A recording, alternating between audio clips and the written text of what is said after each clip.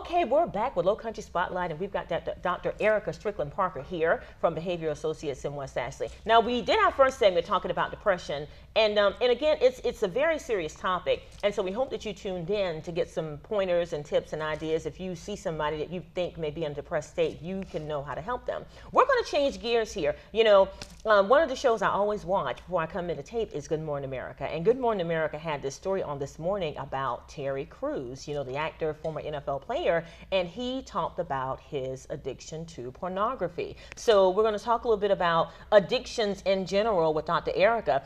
One of the things that he said was he was addicted to this. He became addicted beginning at the age of 12, and he viewed pornography almost as a way to deal with anxiety and maybe low self-esteem and some of those issues. Talk to us a little bit about his analysis, or at least his interpretation of what that means. Sure, yeah.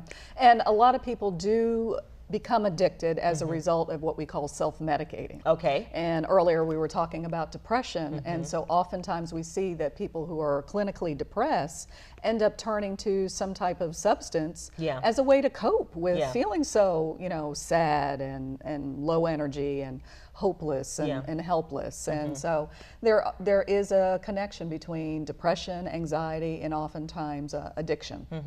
I guess the crazy thing is, I mean, and maybe because I'm just, you know, a lay person, I don't know how to connect anxiety with his self-medication of choice, you know, pornography. Because normally you think people, if they're having some issue, they want to escape. So what they do, you know, mind-altering substances, you know, whether it's some type of drug or things of that nature. How does what you're dealing with affect what you choose to use to self-medicate, or is there even a connection?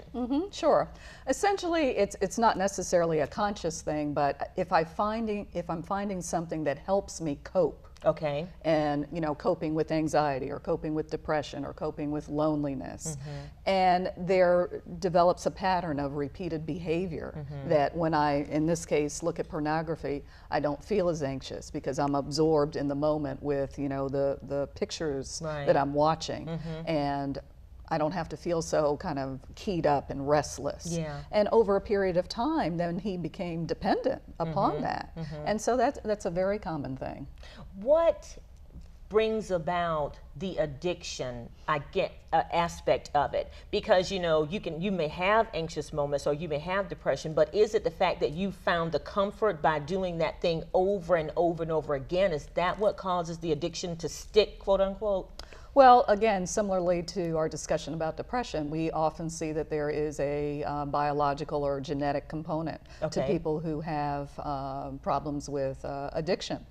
And so therein we look at family histories, and if those people have had some family member, mom, dad, grandma, grandpa, who've had, you know, substance abuse problems, let's say, then oftentimes they're at higher risk for developing a problematic behavior into the future, potentially known as addiction. And oftentimes we, you know, think that addiction can only be to drugs or alcohol. But in the cases of pornography or gambling or sex or things like that, I mean, we can become addicted to essentially anything. And even with gambling, I mean, I just wonder about how that develops, because a personal story, I have a girlfriend who was addicted to scratch-off tickets. I mean, she showed me a picture of just hundreds upon hundreds of scratch-off tickets where she had won nothing, but every day when she got off work, she had to go get that scratch-off. And I don't know what that is. Sure. Again, you know, it's a pattern that develops over time, and it's that, you know, thinking that this might be the winning ticket. You know, so she's not getting reinforced every time, you know. She's probably losing a lot of money, but it's still that, you know, just that, you know, that anticipation that this might be the winning one. And that's enough, similar to, you know, when we've had, you know, several cocktails and we get that euphoria. You know, so, you know, it's like we're searching for that high, and for her, it came from just the anticipation that I might win. She didn't win a thing. And I love her. But, you know, and thank God she doesn't have that anymore, and we laugh about it. And I say, girl, I remember you were addicted to those scratch-offs, and we laugh about it. But it's because she overcame it. What are the steps in overcoming addiction? How do you get past it?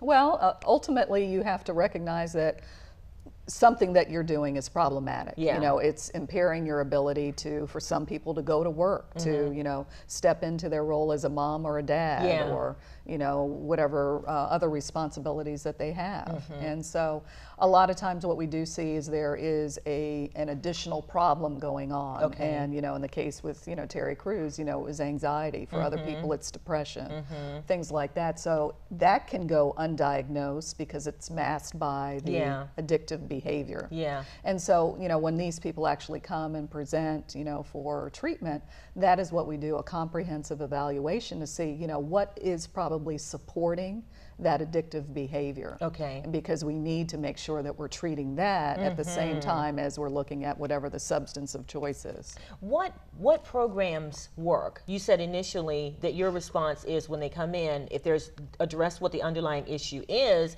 and then begin to deal with the addiction. I mean, there are people all the time that go to rehab and it's for drug abuse or alcohol abuse and things of that nature. And I don't know what approach it is that some of those places are taking, but is it the best way to deal with what causes me to feel anxious, which is what causes me to have this addiction? Is that way to deal with it? Well, typically your traditional treatment programs are only going to focus on, for example, if I'm checking in because I'm an alcoholic, they're strictly going to focus in on the alcoholism. Gotcha. And what we're seeing in research is actually supporting it is to make sure that there's been a comprehensive evaluation to determine whether or not that this person also might be symptomatic with another mental condition, be that anxiety or depression or something like that. So that way the treatment can be simultaneous. Otherwise they probably would need to participate in both your, say, Alcoholics Anonymous or your alcohol rehab in addition to seeking therapy or potentially medication for the other mental condition. Is there something that predisposes someone? I mean, I could think of 1,000 things I probably could have been addicted to, but you know, maybe shopping is the thing that I do. You know, this is my couch time now, right? Oh, I can't stay out of Ross.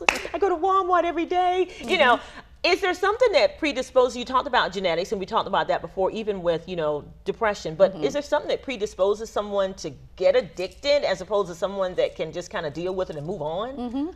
Well, I guess if we really looked, you know, at the criteria, most of us are addicted to something. Yeah. You know, so the question again is, it's like this running thing, is impairment. Yes. You know, am I not able to fulfill my responsibilities in work and personal life and things like that?